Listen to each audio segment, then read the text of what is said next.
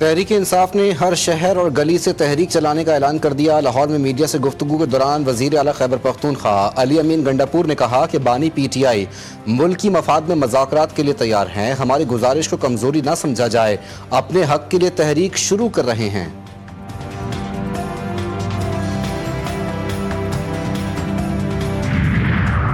علی امین گنڈاپور بطور وزیر اعلیٰ آئیں تو ان کی مہمان نوازی کریں گے، ہم انہیں تعلیم اور صحت کے شعبوں میں کام کرنا سکھائیں گے، ہنگامہ آرائی اور توڑ پھوڑ کی اجازت نہیں دی جائے گی۔ وزیر اطلاعات پنجاب عظمہ بخاری کا پی ٹی آئی کے اعلان پر رد عمل، کہا پختونخوا حکومت عوامی مسائل پر توجہ دے۔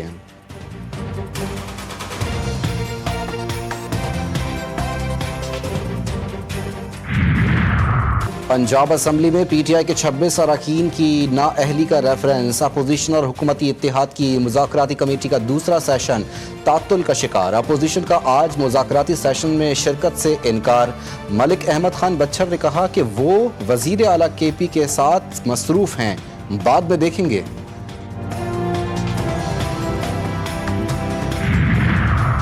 بلوچستان میں پنجابیوں کو نہیں پاکستانیوں کو قتل کیا گیا، پنجابیوں کو بلوچوں سے لڑانے کی سازش کی جا رہی ہے۔ وزیر مملکت طلال چودھری نے کہا کہ ہماری مائیں شہیدوں کا پھولوں کے گلدستوں سے استقبال کرتی ہیں، پوری قوم جانتی ہے پاکستان میں دہشت گردی کے پیچھے بھارت ہے۔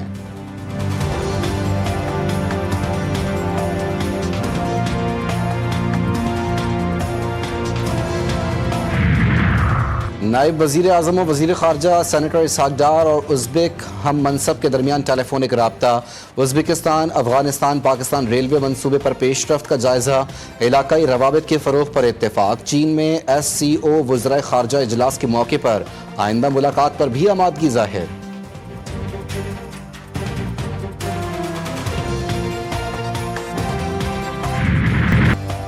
مقبوضہ کشمیر کی وہ اذان جسے 22 کشمیریوں نے جان دے کر مکمل کی۔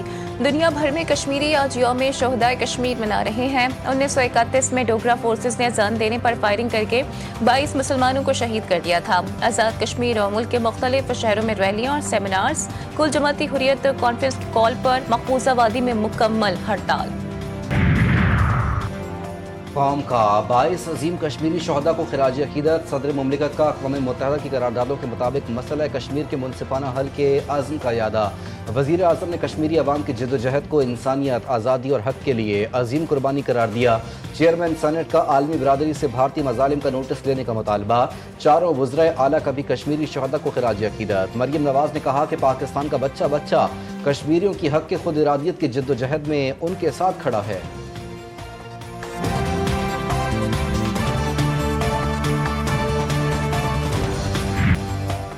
13 جولائی شہادتوں کا آغاز تھا جو آج بھی جاری ہے۔ آزادی کی جدوجہد ہر کشمیری کے دل کی دھڑکن ہے، ہم خون کا آخری قطرہ بھی کشمیر کے لیے دیں گے۔ مشال ملک کہتی ہیں 1931 سے آج تک کشمیریوں کا عزم ناقابل شکست ہے، ایک دن کشمیر میں آزادی کی اذان ضرور گونجے گی۔ اذان کے لیے جان دینے والوں نے تاریخ رقم کی۔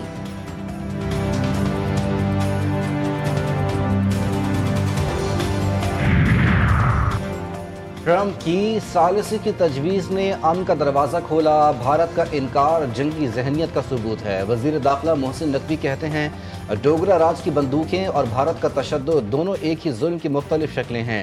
مقبوضہ کشمیر میں عقائد، شناخت سے رائے کو ریاستی طاقت سے کچلنا انسانی وقار کی تضحیق ہے۔ مودی سرکار بھی ڈوگرا راج کی طرح کشمیریوں کے خلاف ظالمانہ اقدامات کر رہی ہے۔ شہری ہو جائیں تیار، برسات ہوگی لگاتار۔ ملک میں آج سے مانسون کے ایک اور سسٹم کی انٹری، مختلف شہروں میں گرج چمک کے ساتھ بارش کا امکان۔ اسلام آباد، پنجاب، کے پی کے، کشمیر اور گلگت بلتستان میں بارش متوقع۔ سندھ میں 15 سے 17 جولائی تک کراچی، تھرپارکر، میرپور خاص سمیت دیگر شہروں میں بارش کا امکان۔ ندی نالوں میں طغیانی اور پہاڑی علاقوں میں لینڈ سلائڈنگ کا خدشہ۔ کراچی میں مطلع جزوی ابر آلود، سمندری ہوائیں بحال ہونے سے موسم خوشگوار۔ کراچی والوں کا موسم سے لطف اندوز ہونے کے لیے ساحل کا رخ۔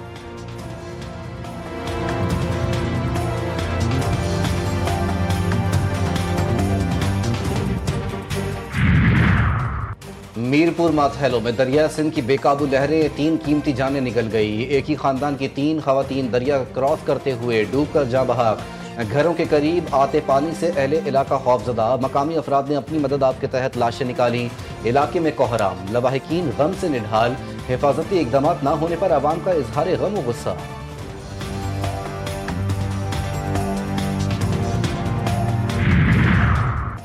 سانحہ سبات پر قائم تحقیقاتی کمیٹی کی سفارشات پر عمل درآمد، صوبائی حکومت نے پروونشنل اوورسائٹ کمیٹی تشکیل دے دی، چیف سیکرٹری کمیٹی کے چیئرمین مقرر، لوکل گورنمنٹ نے سیاحت، معدنیات سمیت دیگر محکموں نے ذمہ داران کمیٹی میں شامل۔ کمیٹی وزیر اعلیٰ سیکریٹریٹ کو ماہانہ سفارشات پر عمل درآمد کی رپورٹس پیش کرے گی۔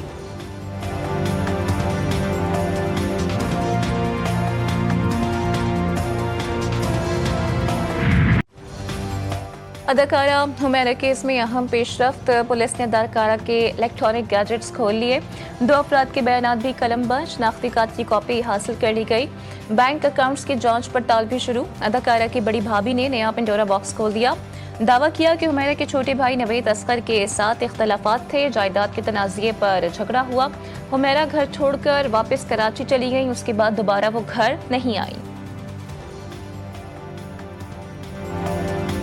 اور گھر میں کہتی تھی کہ مجھے میرا حصہ دے، میں اوپر جانا چاہتی ہوں، مجھے گھر میں سے گاڑی دے دیں، گاڑی کھڑی ہوئی ہے مجھے دے دے، میں کام کرنا چاہتی ہوں، لیکن اس کا بھائی نہیں دیتا تھا اس کو گاڑی۔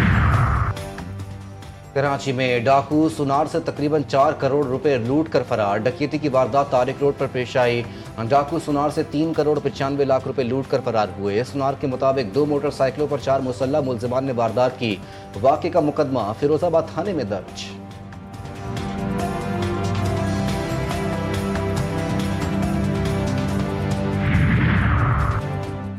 امریکہ کی جانب سے اسرائیل کو تسلیم کرنے کا کوئی دباؤ نہیں، اسرائیل سے متعلق ہماری پالیسی قائد اعظم کے نظریات کے مطابق ہے، امریکہ میں پاکستان کے سفیر رضوان سعید شیخ نے واضح کر دیا۔ کہتے ہیں امریکہ سے تعلقات بہتری کی جانب گامزن ہیں، کرپٹو کرنسی میں سرمایہ کاری کے لیے پاکستان کے پاس وافر بجلی ہے۔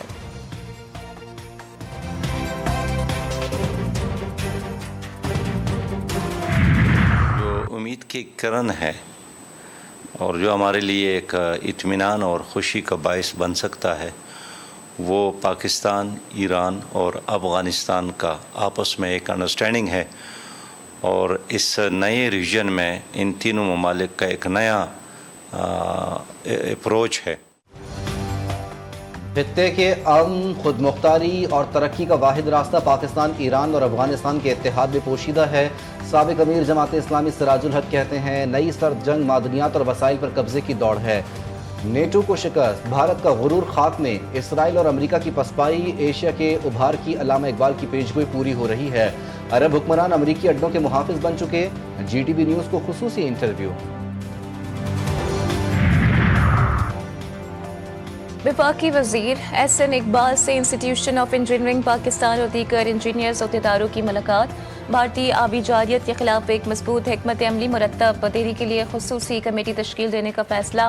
ایس این اقبال کہتے ہیں کہ federation of engineering institution of Pakistan بھی تشکیل دی جائے گی، تمام صوبوں کی مشاورت سے بھارتی آبی جارحیت سے نمٹنے کے لیے قومی پالیسی مرتب کریں گے۔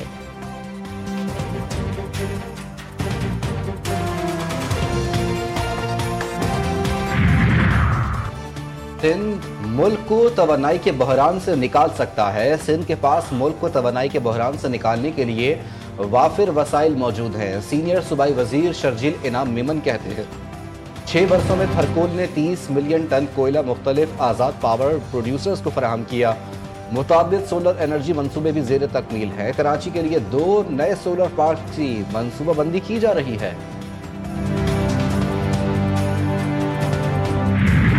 میں اندھی گولی کا ڈرامہ رچا کر حاملہ بیوی کو قتل کرنے والا شوہر گرفتار، قبر کشائی کے بعد پوسٹ مارٹم رپورٹ میں تشدد اور قتل کی تصدیق، مقتولہ کے بھائی نے بہنوئی کے خلاف قتل کا مقدمہ درج کروا دیا۔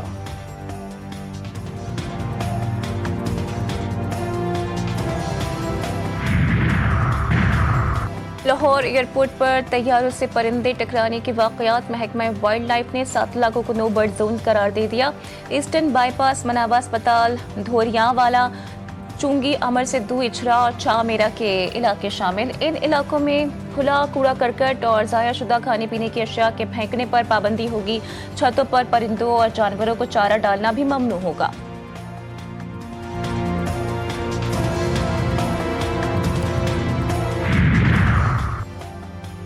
ایرانی سپریم لیڈر آیت اللہ خامنائی کی امریکہ اور اسرائیل پر شدید تنقید، کہا غزہ میں امداد فراہمی کا طریقہ نسل کشی کی بدترین شکل ہے۔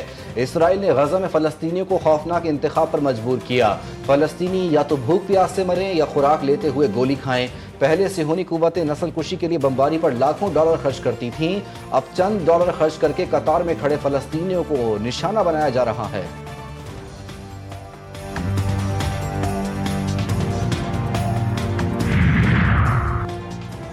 ایران یورینیم افزودگی کے حق کے بغیر کوئی معاہدہ قبول نہیں کرے گا۔ ایرانی وزیر خارجہ عباس سراغچی کا واضح پیغام، کہتے ہیں یورینیم افزودگی ایران کا ناقابل تنسیق حق ہے۔ ایران کے پرامن جوہری پروگرام کے سائنسی اور تکنیکی حقوق کو تسلیم کیا جانا چاہیے۔ یہ مسئلہ ہماری قومی خود مختاری اور سائنسی ترقی سے جڑا ہے۔ کسی بھی معاہدے کی بنیاد اس کے حق کے احترام پر ہوتی ہے۔ غزہ میں اسرائیلی حملے جاری، مزید 110 فلسطینی شہید، جنوبی رفح میں قائم امریکی مرکز کے باہر خوراک کی منتظر 34 افراد بھی شامل۔ قطر میں جاری جنگ بندی مذاکرات تعطل کا شکار، حماس نے اسرائیل کی مجوزہ انخلا کی نقشہ بندی کو مسترد کر دیا۔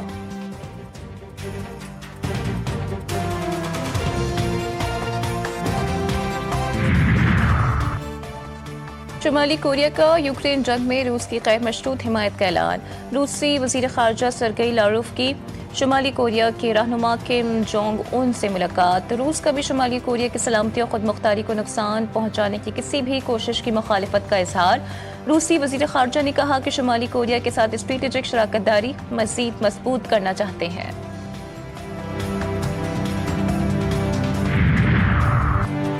امریکی صدر ٹرمپ کا اپنی اتحادی یورپی یونین پر بھی وار، 30% اضافی ٹیرف لگا دیا۔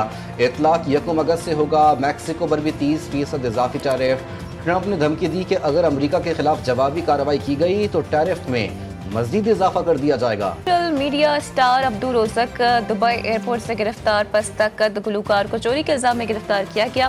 دبئی کے حکام کی جانب سے کوئی بیان سامنے نہیں آیا۔ عبدالرزاق گزشتہ کچھ سالوں سے دبئی میں مقیم ہے اور ان کے پاس دبئی کا گولڈن ویزا ہے۔